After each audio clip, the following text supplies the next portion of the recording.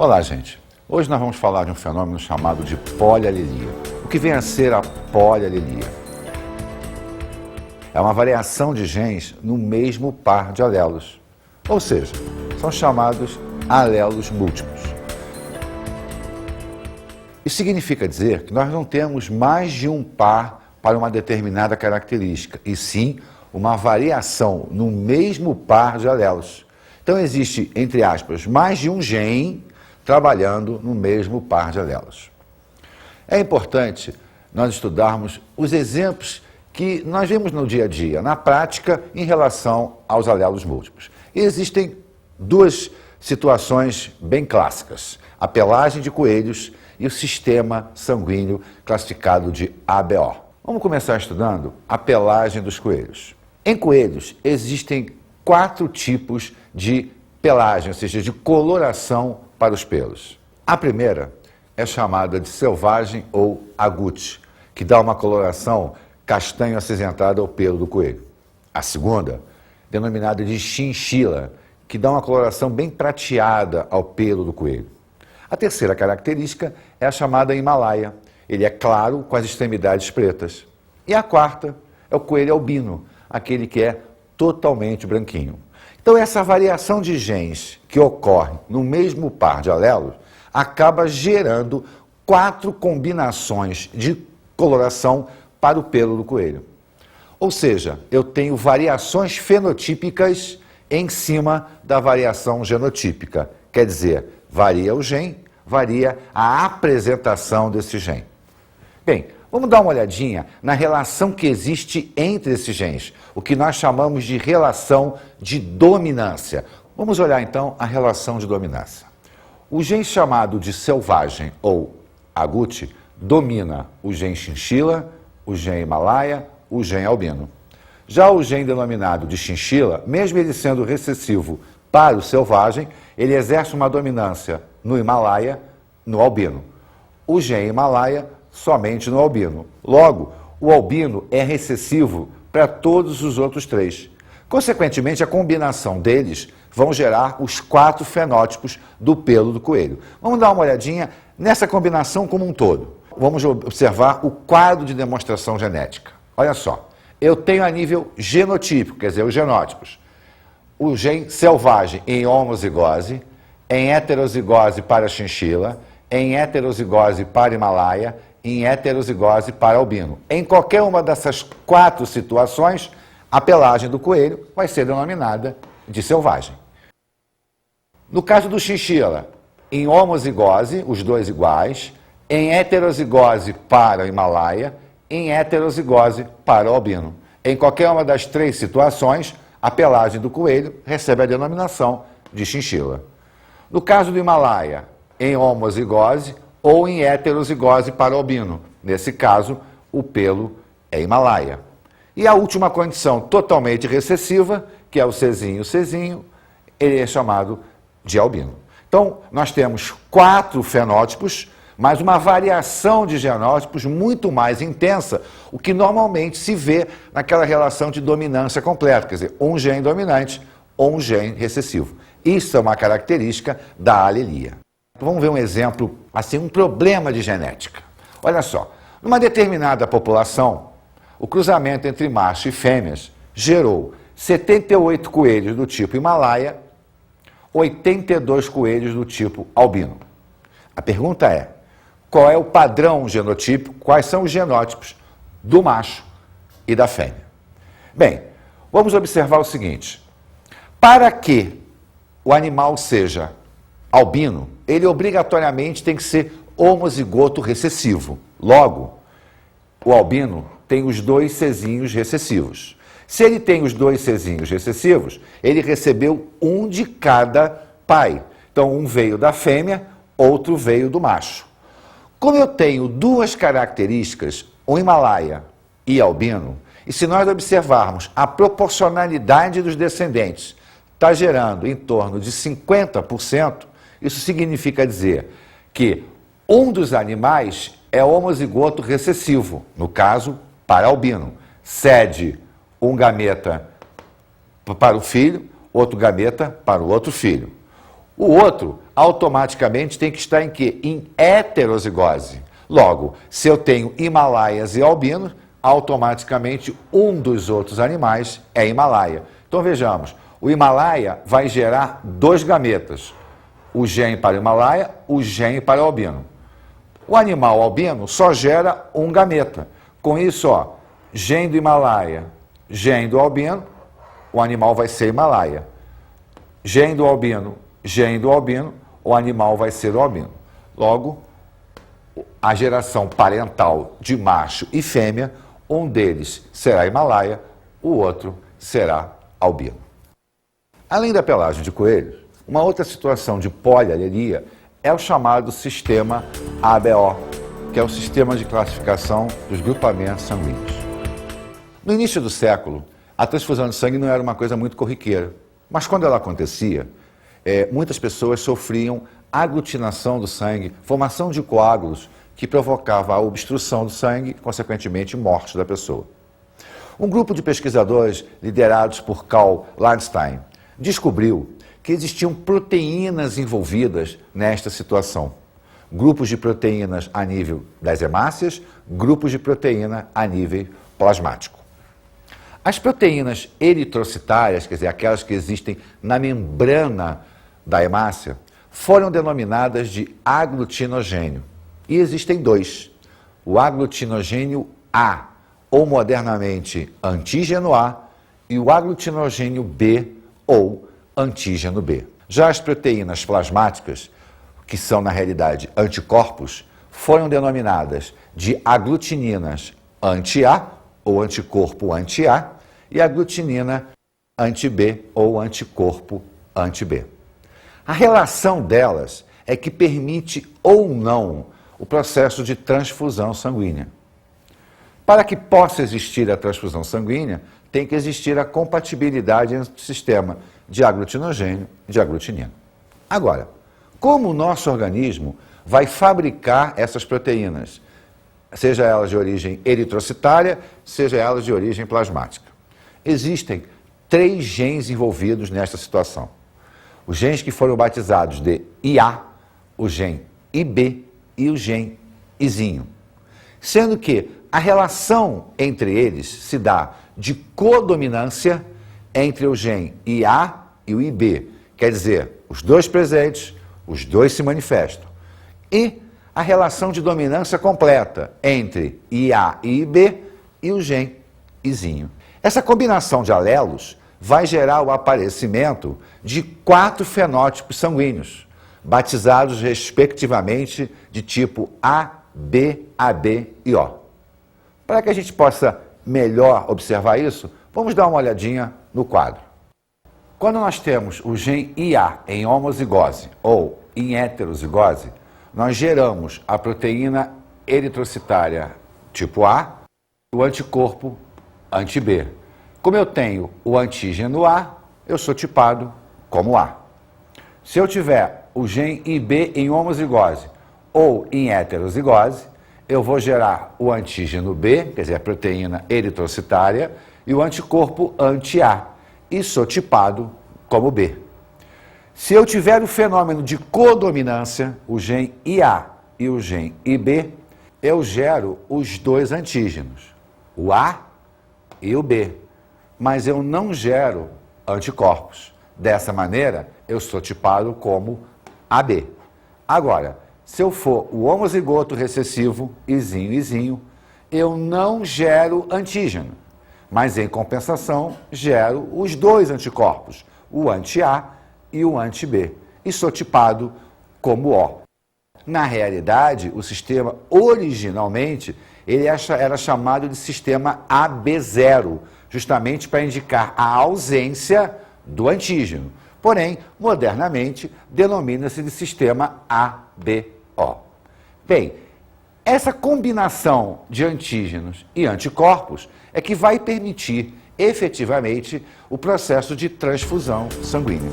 Então, a possibilidade de transfusão sanguínea, ela surge da compatibilidade entre o antígeno e o anticorpo. Vamos observar aqui uma coisa. Se eu sou tipo A, nós já vimos que eu gero o antígeno A e o anticorpo anti-B. Então, se eu sou tipo A, eu posso receber sangue do meu próprio e do O. E posso doar para A e para B. Se eu sou tipo B, quer dizer, possuo o antígeno B e o anticorpo anti-A, eu posso receber do B e do O. E posso doar para o B e para a B. Se eu sou tipo AB, quer dizer, possuo os dois antígenos, eu recebo de A, de B, de AB e de O, mas só sou capaz de doar para AB. Em compensação, se eu for tipo O, eu recebo somente de O, mas sou capaz de dar para A, B, AB e O. Por que essa diferença? Justamente por causa da compatibilidade antígeno-anticorpo. Vamos dar uma olhadinha em alguns exemplos. Vamos observar uma situação onde o doador, quer dizer, aquele que vai possuir o antígeno, e o receptor, o anticorpo. Vamos agora observar o depoimento de uma pessoa que lida dia a dia com esse tipo de problema de transfusão sanguínea. Vamos ver. Quando um paciente recebe um sangue incompatível ao seu, ocorre uma reação chamada de reação hemolítica do sistema BO. Essa reação ela é muito rara, porém ela é muito severa, podendo o paciente ir a óbito em poucos minutos. Recebendo somente 30 ml de sangue, pode levar o paciente a óbito. Essa reação ela é considerada 90% erro humano, ou uma pessoa errou, fez a tipagem da bolsa errada, ou foi instalada uma bolsa trocada no paciente. O que causa principalmente é um comprometimento renal, porque quando a pessoa recebe um sangue incompatível ao seu, as hemácias dela vão quebrar as hemácias incompatíveis que ela está recebendo. Vai gerar uma toxina que não é eliminada pelo rim e uma das principais reações é o comprometimento renal.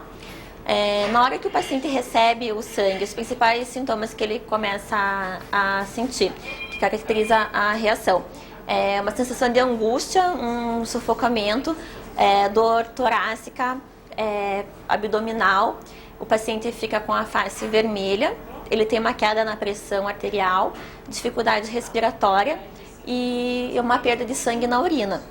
Ela é mais visível se o paciente está com uma sondinha vesical, mas se o paciente não tiver sem a sonda e puder observar a urina, já existe essa perda de hemácia na urina, ela fica bem vermelha.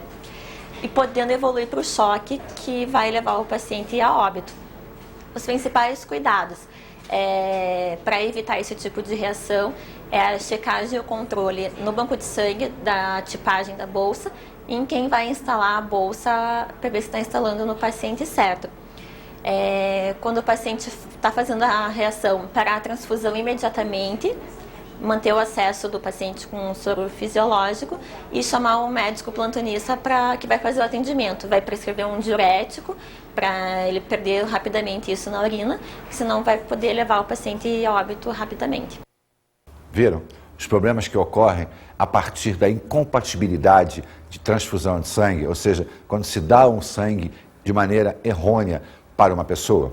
Bem, vamos observar aqui o porquê que acontece. Vamos olhar o nosso primeiro exemplo. Olha só, o doador tipo O, o receptor tipo AB. Se o doador é tipo O, a primeira coisa que eu tenho que pensar, qual é o antígeno do doador? Se ele é tipo O, ele não possui antígeno. É a característica da pessoa que é O, é não possuir antígeno. Bem, o receptor é o AB. Então vamos olhar o quê? O anticorpo dele. Olha, o anticorpo do receptor também não existe, porque como o AB possui os dois antígenos, ele não pode fabricar anticorpos. Caso contrário, ele iria destruir as suas próprias hemácias. Então eu não tenho o antígeno, eu não tenho o anticorpo. Não vai haver jamais incompatibilidade. Então essa transfusão, ela passa a ser compatível. Agora, vamos olhar o nosso segundo exemplo, usando as mesmas pessoas, apenas invertendo a ordem. Agora, o meu doador é do tipo AB, o meu receptor é do tipo O.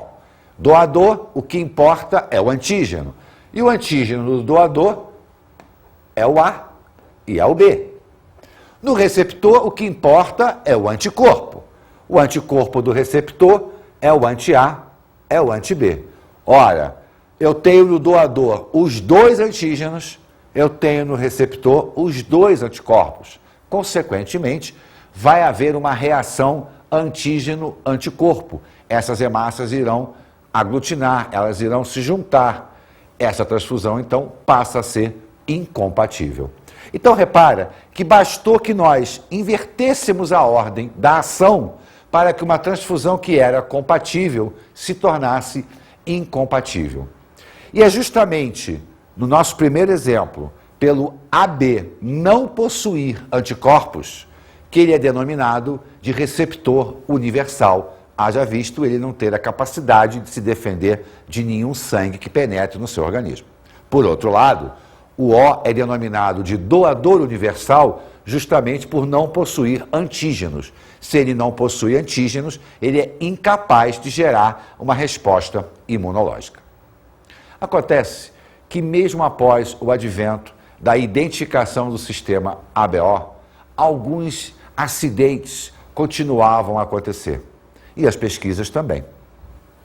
Ao injetar hemácias na corrente sanguínea de uma espécie de macaco chamado de macaca rhesus, houve a produção de anticorpos.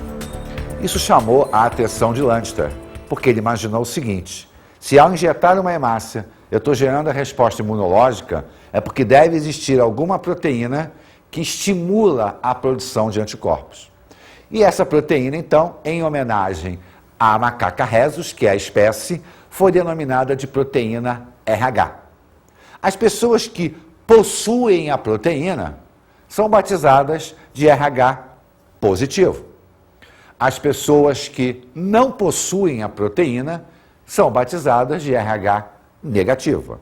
Então, positivo e negativo é apenas para indicar a presença ou a ausência de uma proteína também eritrocitária, uma proteína também presente nas hemácias. Vamos ver agora a formação do genótipo e do fenótipo. Vamos observar. Se eu tenho o gene Rzão em homozigose ou o gene Dzão em homozigose, eu vou formar a proteína. Consequentemente, vou ser batizado de RH positivo. Se eu tenho o gene Dzão e o Dzinho, quer dizer, a heterozigose para D ou a heterozigose para o RH, eu tenho a formação da proteína, sou RH positivo. Porém, se eu for homozigoto recessivo, tanto para D quanto para R, eu não formo a proteína, logo serei batizado de RH negativo. Então, a produção de proteína deve-se à presença do gene dominante. Não importa que se use a nomenclatura D ou a nomenclatura R.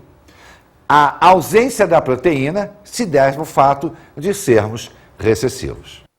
Então vamos olhar agora, com detalhes, o que significa a eritroblastose fetal ou doença hemolítica do recém-nascido. Para que isso possa acontecer, eu tenho uma condição básica, que é o fenótipo do pai, da mãe e da criança gerada. Vamos observar. O pai tem que ser RH positivo, ou seja, ele tem que possuir a proteína. E a mãe tem que ser RH negativa, ela não pode possuir a proteína. E para que a doença tenha a possibilidade de se instalar, a criança gerada tem que ser positiva. Isso porque, como a mãe é negativa, significa dizer que ela não possui a proteína no seu sistema. Se essa proteína penetra no sistema materno, ela vai gerar a produção de anticorpos, porque ao contrário do sistema ABO, quando você já tinha antígeno e anticorpo, para o sistema RH não existe o anticorpo pré-existente, como nós chamamos. Ele só vai acontecer se o organismo entrar em contato com a proteína que ele não conhece. Como a proteína ele não conhece, ele vai gerar uma defesa para essa proteína. Então, a condição obrigatória para que a doença possa existir é o pai ser positivo, a mãe ser negativa e o filho ser positivo. Bem, e o que vem a ser essa doença? Como é que a mãe vai gerar anticorpos? Por ocasião de uma primeira gestação, uma mulher que nunca tenha entrado em contato com o sangue possuidor da proteína RH, vai ter este contato a partir do nascimento da primeira criança, se ela for positiva. Isso porque a circulação materno-fetal ela é separada. Por ocasião do parto, quando a placenta descola do útero, várias hemácias caem na circulação sanguínea materna. Só que as hemácias do feto possuem a proteína. O sistema imunológico da mãe vai identificar esta proteína e vai gerar anticorpos. Vai fabricar os anticorpos anti-RH. Só que a criança já nasceu, sem problema nenhum.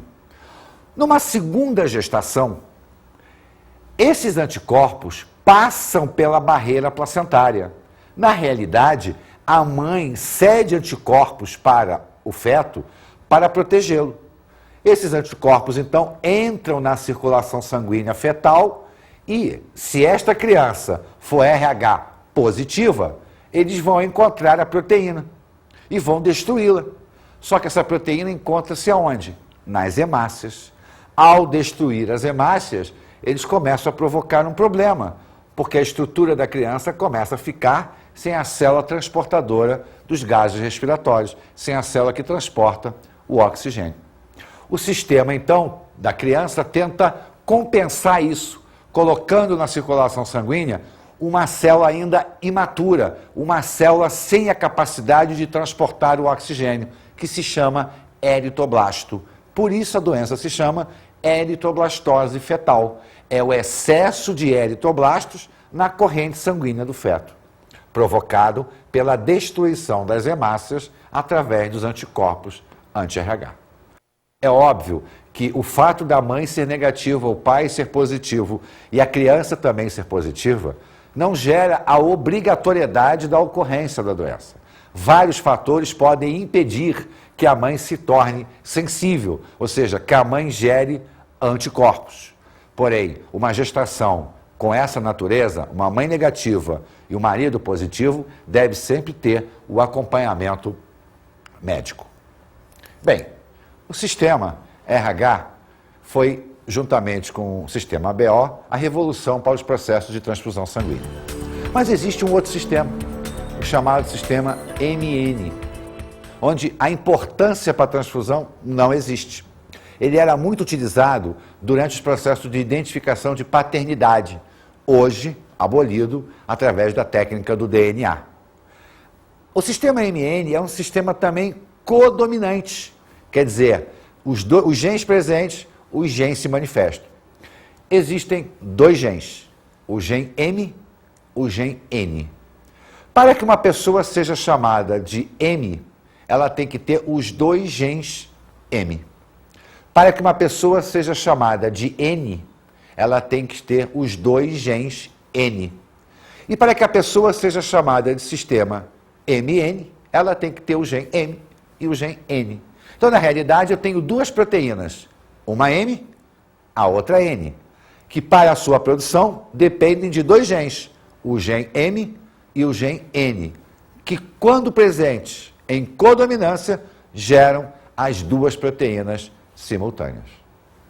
Vamos agora à nossa dica de estudo.